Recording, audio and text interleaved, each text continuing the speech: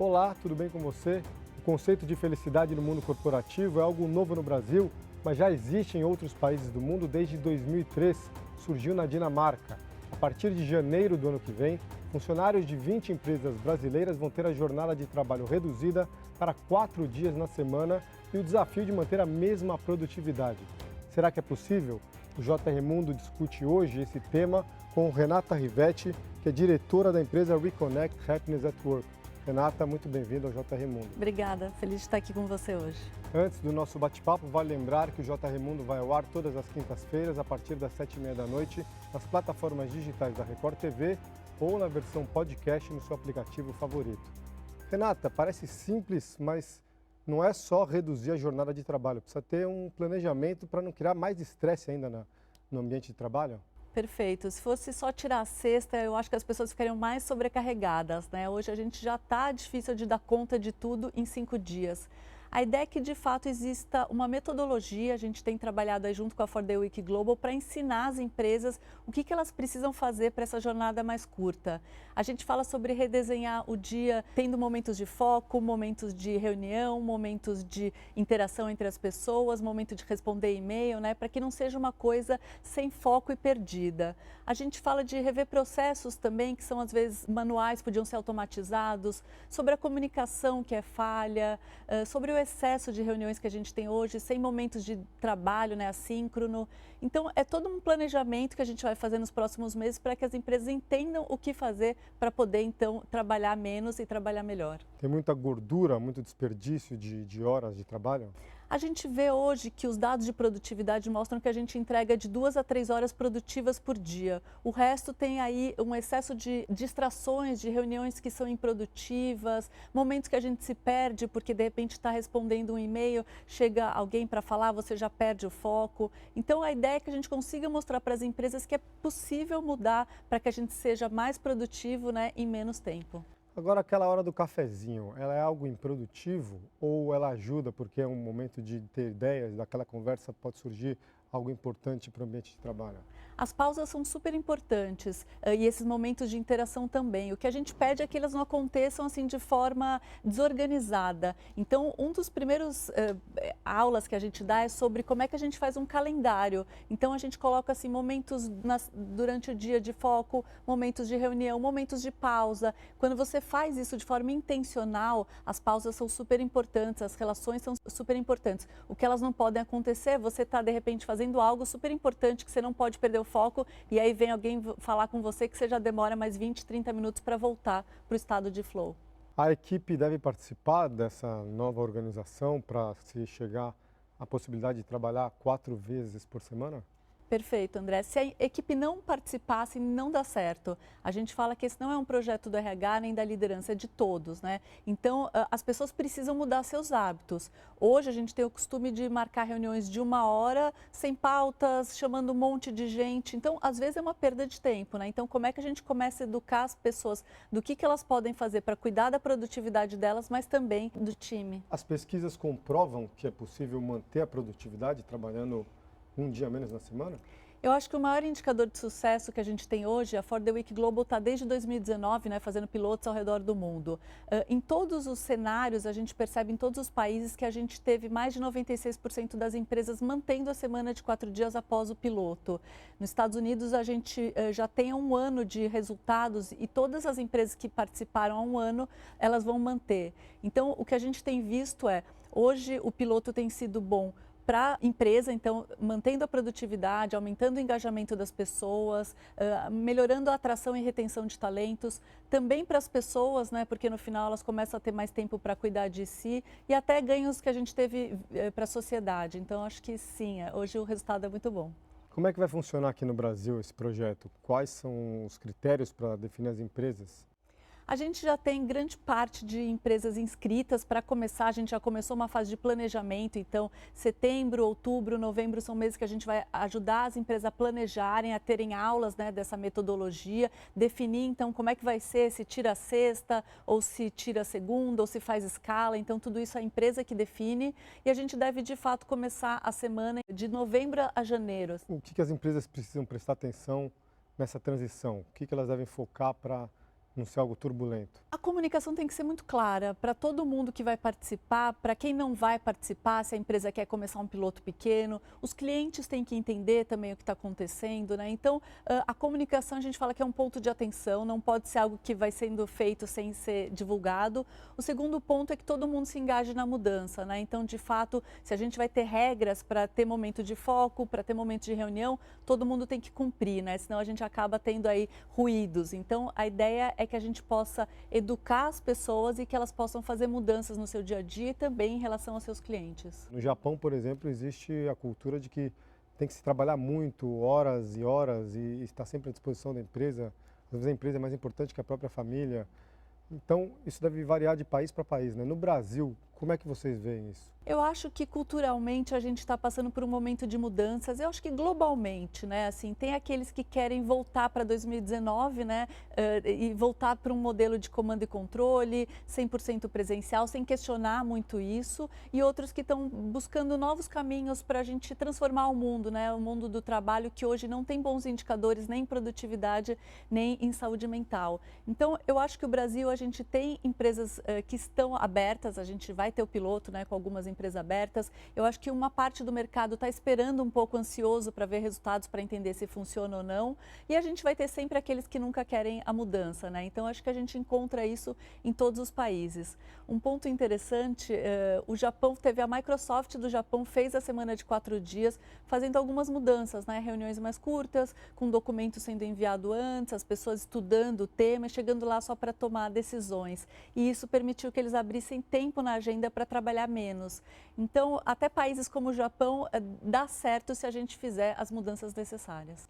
Mas ninguém quer diminuir o salário, né? Vai trabalhar um dia a menos, vai receber 20% a menos? Como é que funciona isso? Não, o modelo da For the Week Global é 100-80-100. Então, é manter 100% da produtividade, trabalhando 80% do tempo e mantendo 100% do salário. Então, a ideia é que não é que a gente trabalhe só menos, né? Mas é que a gente trabalhe melhor. Então, as entregas, elas têm que continuar. Esse não é um projeto de redução de horas, esse é um projeto de produtividade que enxerga que a gente hoje tem uma possibilidade de trabalhar menos dias, mas de forma talvez mais organizada, mais eficiente. Só trabalhar um dia menos, todo mundo fala, pô, um dia menos, tem um dia mais para ficar com a família, para me divertir, mas só isso já traz felicidade no mundo corporativo? Por muito tempo as empresas acreditavam que bastava dar benefícios que as pessoas iam ser felizes. Hoje a gente entende que felicidade no trabalho tem a ver com o trabalho da pessoa, dela se sentir desafiada, realizada, né, encontrar significado e também com realizações e com as relações que ela tem também. Esse indicador de ter um benefício, de ter um dia extra, certamente é um grande benefício, né? Isso te dá mais flexibilidade, te dá mais autonomia, que é algo que as pessoas buscam hoje, principalmente as novas gerações, mas a gente sabe que é preciso também as pessoas gostarem mais do que elas fazem e terem ambientes que não sejam tóxicos, né, e sim mais saudáveis. O que muda na vida da pessoa quando ela tem um dia a mais para ela, para a família, na prática? No começo, algumas nem sabem o que fazer com esse dia extra. Até é engraçado, eu ouvi alguns relatos de pessoas no Reino Unido falando, mas o que eu faço agora, né? Porque a gente vive bastante em função do trabalho. Outros aproveitaram para sair, para se divertir, para viajar. Alguns começaram a cuidar mais da saúde física, então tem vários indicadores de pessoas que começaram a correr, ir mais na academia, a fazer terapia, né? Cuidar da saúde mental. E grande parte a gente vê também apoiando mais a família. Então tem um dado aí de homens heterossexuais que participaram do piloto, começa a ajudar mais nos afazeres domésticos, né? Então começa a trazer mais equilíbrio entre vida pessoal e profissional, que eu acho que é uma grande busca hoje do ser humano.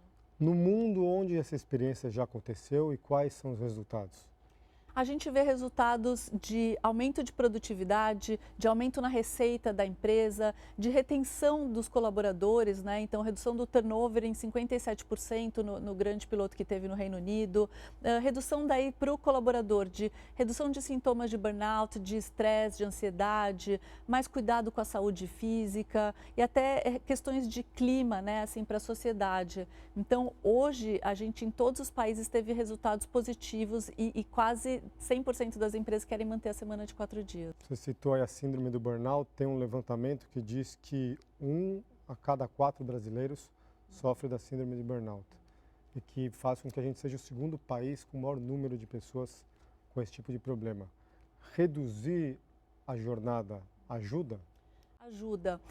Claro que o burnout vem também de um ambiente tóxico, de uma liderança às vezes que é desrespeitosa, abusiva, mas um dos aspectos também é a sobrecarga, né? Eu acho que ajuda, não é a única solução, mas eu acho que as empresas que já estão buscando a semana de 4 dias normalmente já são culturas mais positivas, inovadoras, né? A gente tem tido contato com as primeiras empresas e a gente percebe aí uma liderança que apoia as pessoas, que cuida dos seus colaboradores, né? Então são inovadores aí e cuidam também, entendem que no final cuidar dos colaboradores também traz resultado para a empresa. Os jovens aceitam melhor essa mudança porque é algo que é diferente, né, de geração para geração. Aceitam e eu acho que a gente tem que falar de direitos e deveres, né? Então, assim, para a jornada dar certo, a semana de 4 dias, é preciso também que as pessoas se comprometam, né? Então, que de fato, durante os 4 dias, elas entreguem mais do que elas normalmente entregam. Hoje a gente tem o fenômeno aí do quiet quitting, né, das pessoas fazerem o mínimo possível. E isso no final não é bom nem para a pessoa, né, obviamente também não para a empresa. Então eu acho que a gente tem um momento de um conflito geracional, de falar para talvez gerações mais antigas de que dá para trabalhar melhor de outra forma, de que ser workaholic no fundo não é ser produtivo. Então acho que é um grande mito que a gente tem para trabalhar, mas o outro com as novas gerações também de questionar, né, de falar que sim, também tem que ter o comprometimento, a autorresponsabilidade para que isso dê certo. Não existe mais aquela ideia de você tem que trabalhar duro para vencer na vida? Eu acho que existe, né? Muita gente ainda acredita, mas talvez a gente entenda que o duro talvez seja a dedicação, o engajamento, mas não precisa de sofrimento, não precisa ser workaholic, né? Horas trabalhadas não tem a ver com produtividade. Esse é um grande mito que a gente carrega. Uma empresa outro dia me falou, eu fico tentando ver se a pessoa acessou alguma coisa. Isso não diz nada, né? Eu preciso medir muito mais quais são os resultados, quais são as entregas, ter relações mais de confiança. Então, eu acho que a gente está no momento de mudar esses mitos e crenças que a gente carrega há tanto tempo. Renata, a redução da jornada de trabalho não é o único componente para tornar o ambiente corporativo mais feliz. O que as empresas precisam mudar? O que elas precisam observar? Se as pessoas hoje estão engajadas nas suas atividades, né, isso tem muito a ver com um conceito que a gente chama de flow, será que as pessoas estão se sentindo desafiadas? Isso é algo importante para elas se conectarem com o trabalho. É importante ter desafios. Uma vida de 0 desafios te leva ao tédio, à apatia. Uma vida só de desafios te leva à ansiedade. Então, esse caminho do meio é importante. Outro ponto é se as pessoas estão se sentindo reconhecidas e valorizadas, né? Hoje isso é uma das grandes buscas do colaborador, ele quer se sentir reconhecido e valorizado. E por fim, eu acho que tem muito a ver com uma liderança mais humana, mais empática, com ambiente de segurança psicológica, que as pessoas não tenham mais medo, né, dos gestores de trabalhar e que elas possam se expressar. Eu acho que essa é uma grande busca do ser humano hoje. A gente vive um tempo em que os funcionários tomam coragem para denunciar abusos. É uma transformação que a gente vai ver nos próximos anos? Eu acho que sim. Eu lembro quando eu entrei no mercado de trabalho, era um ambiente muito de medo, né? As pessoas aceitavam abusos, uma sobrecarga, desrespeito. Hoje a gente começa a entender que isso já não é tão aceito. Ainda acontece, né? Se a gente não dá para romantizar que isso não acontece. Mas a gente está começando a ter mais espaço para expor, para fazer mudanças, para discussões. E talvez dê um letramento, né, para essa liderança de que há novos caminhos, né? Que o que era uma piada antigamente não cai mais bem, não dá mais para fazer piadas ou brincadeiras que de repente afetam a saúde mental das pessoas. Quando vocês apresentam esse projeto de redução de jornada para muitas empresas, as que não aceitam, qual que é o tipo de resistência que elas têm? Eu acho que é o medo ainda de achar que, será que eu vou conseguir fazer as entregas? Será que meu cliente vai aceitar isso? Então, ainda existe o medo. Com o piloto, a gente vai ter dados, né? Então, a gente vai ter pesquisas antes do piloto, no meio e no final, com universidades super renomadas ao redor do mundo e a FGV aqui no Brasil, para que a gente possa, de fato, desmistificar e trazer dados de o que está acontecendo com as empresas que entrarem no piloto. As empresas que vão entrar no piloto são grandes, médias, pequenas? Qual que é o perfil dela? A maioria pequenas e médias. A gente tem aí algumas maiores que vão começar o piloto pequeno também, então não vão começar para a empresa. A gente tem hospital, a gente tem hotel, a gente tem área de entretenimento, publicidade, advogados, temos tecnologia, então mais ou menos essas áreas. Temos um comércio também. Tem alguma área que existe uma resistência maior? As áreas existem, né? Mas no final, no piloto, a gente acabou abrindo e viu que teve vários segmentos que a gente não esperava e que se inscreveram. Como é que vai funcionar a dinâmica do projeto? Vocês vão avaliar depois de alguns meses? Como é que vai ser? A gente vai ter esses primeiros meses de planejamento, de aulas, de teoria, de trocas, de assessoria jurídica, de assessoria sobre produtividade. Então, os primeiros meses são para a empresa planejar. A gente começa o piloto, então, de novembro a janeiro, provavelmente aí mais para o final do ano, começo do ano que vem. E aí, depois de 3 meses, tem a primeira pesquisa pós-piloto para entender o que está acontecendo, entrevistas individuais também para a gente entender como as pessoas estão se sentindo. E depois de 6 meses, a gente finaliza o piloto e entrega os relatórios com dados, com pesquisas qualis e quantis para as pessoas entenderem o que aconteceu. Renata, você acha que para mudar o ambiente de trabalho a gente teria que repensar a CLT e os modelos de trabalho que existem atualmente no Brasil? Certamente esse é um desafio também. A gente sabe que em Portugal, por exemplo, quem está realizando o piloto junto com a For the Week Global é o Ministério do Trabalho, é o governo de Portugal. Então, isso ajuda a ter discussões mais profundas. Aqui a gente vai começar como uma iniciativa privada, né, tentando entender com o apoio de uma assessoria jurídica também para que a gente não tenha riscos legais. Mas a ideia é que a gente vá crescendo, expandindo, conversando também, ampliando isso para a área pública. Alguns sindicatos também já nos procuraram para fazer acordos e eu acho que essa discussão ainda vai ser longa. A gente vê muitas vezes o trabalhador, o funcionário, colocando a culpa nas empresas de suas frustrações pessoais. Como trabalhar isso? Porque não é só a empresa que traz infelicidade para as pessoas, né? Eu acho que é uma responsabilidade compartilhada, né? Eu acho que a empresa não pode ser mais um ofensor na saúde mental das pessoas, não pode ter um ambiente tóxico, tem que ter uma liderança mais humana, empática e preparada para receber a diversidade e inclusão. Eu acho que as pessoas esperam de fato o mundo perfeito, né? Você feliz quando o mundo mudar ou quando o Brasil mudar. E eu sempre falo, se a gente for esperar isso, a gente vai esperar talvez para sempre, né? Então, a psicologia positiva mostra um pouco que a felicidade depende muito das minhas escolhas também, do que eu faço, quais são meus hábitos, o que eu quero para mim. Eu acho que tem muito a ver com a saúde, né? Eu adoraria fazer uma vez por ano só academia, mas eu sei que eu preciso todo dia ir lá fazer, mudar minha alimentação para ter saúde. A felicidade também é essa construção, quais são meus hábitos, como estão minhas relações, como é que estão as minhas atividades, qual o sentido da minha vida. Então, no final, não adianta esperar a empresa perfeita para ser feliz. Quais outros projetos a Reconnect Happiness at Work participa? A gente tem trabalhado em grandes empresas, projetos de felicidade corporativa. A gente está agora no Grupo Boticário com um grande projeto ajudando os líderes de uma VP de operações para discutir o tema, para criar ferramentas, para entender como atuar daqui para frente. A gente está numa farmacêutica chamada Takeda também, que a gente também está levando o tema para os líderes, discutindo com a alta liderança, criando ferramentas, né? A gente trabalha muito para que a gente conscientize os líderes e principalmente crie junto com a empresa um plano de ação, porque eu acho que a gente não foi preparado para esse cenário de mundo que é tão diverso, né? Que é híbrido, que tem várias pessoas distintas, que tem várias gerações, né? Então eu acho que a gente está num momento de que os líderes eles eram bons batedores de metas e talvez nunca tenham pensado sobre pessoas de forma tão profunda. Hoje a saúde mental é uma responsabilidade da empresa, então nosso papel é ajudar os líderes a terem caminhos e ferramentas para isso. O que é um bom líder, Renata? Um bom líder, ele é alguém que escuta, é alguém que inspira o time, que apoia, que desenvolve o time, né? Alguém que pega os pontos fortes e enfatiza os pontos fortes das pessoas para que elas cheguem no seu máximo potencial. Eu acho que é alguém humano e empático, né? Talvez esse seja o líder ideal. E o que é um bom funcionário, um bom subordinado? Eu acho que é alguém que também cria junto, que se dedica, que se engaja, que está motivado, que ajuda pessoas, que é colaborativo, né? Por muito tempo a gente estimulou a competição nas empresas. Hoje eu acho que é um mundo que a gente tem que estimular mais a colaboração, as trocas e a cocriação, né? Eu acho que hoje um bom funcionário é alguém que não espera mais algo chegar para fazer. Como é que eu também assumo as minhas responsabilidades e faço as mudanças necessárias? Se uma empresa quer mudar esse rumo e buscar a felicidade no ambiente de trabalho, como é que elas podem proceder? O que elas têm que fazer? Eu falo que o mundo ideal são algumas etapas, né? Fazer um diagnóstico, entender o que está acontecendo, ver como as pessoas se sentem, entender qual o sentido daquela empresa, propósito, valores, começar um letramento da liderança, porque isso é essencial, né? Esse não é um projeto do RH, esse é um projeto de todos. E, por fim, conversar também com os colaboradores, né? como é que a gente faz junto tudo isso.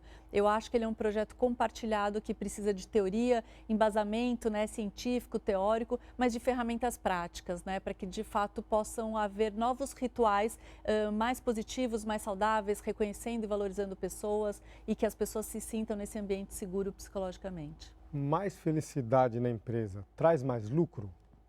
A gente vê dados, né? Harvard Business Review, hoje, Gallup, mostrando que pessoas felizes, elas trabalham melhor, né? Elas se comprometem mais, elas geram mais resultados. Então, sim, né? Se a gente for pensar de forma bem resumida, acho que sim. Na verdade, felicidade deveria trazer sucesso para todos os âmbitos da nossa vida, né? Pessoas felizes, elas colaboram mais, têm melhores relações, ajudam pessoas, são gentis. Então, eu acho que, de forma geral, ser feliz é bom para a vida. Agora, muito se tem a impressão também que o funcionário ele quer, acima de tudo, benefícios, né? Isso tem a ver com felicidade?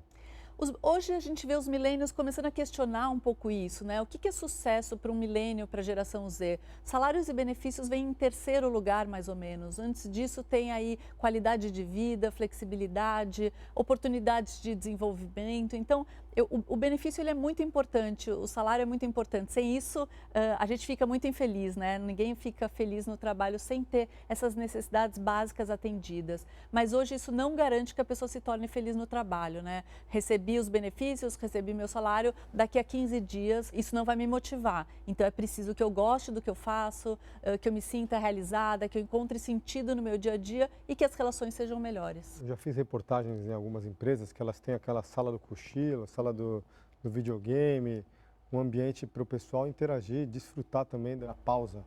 É importante, isso faz diferença? Eu acho que faz diferença e é legal ter, mas só isso, como se fosse tratar o ambiente tóxico, não resolve, né? Eu sempre falo, isso ajuda a tratar sintomas de ansiedade, um pouco do cansaço, mas a gente precisa tratar a causa raiz que tem muito mais a ver com o ambiente tóxico. O problema vem de outras questões, né? Muito mais das relações entre as pessoas do que de fato só de um ambiente bonito e com puff ou ping-pong, né? É complementar, né? É, concordo.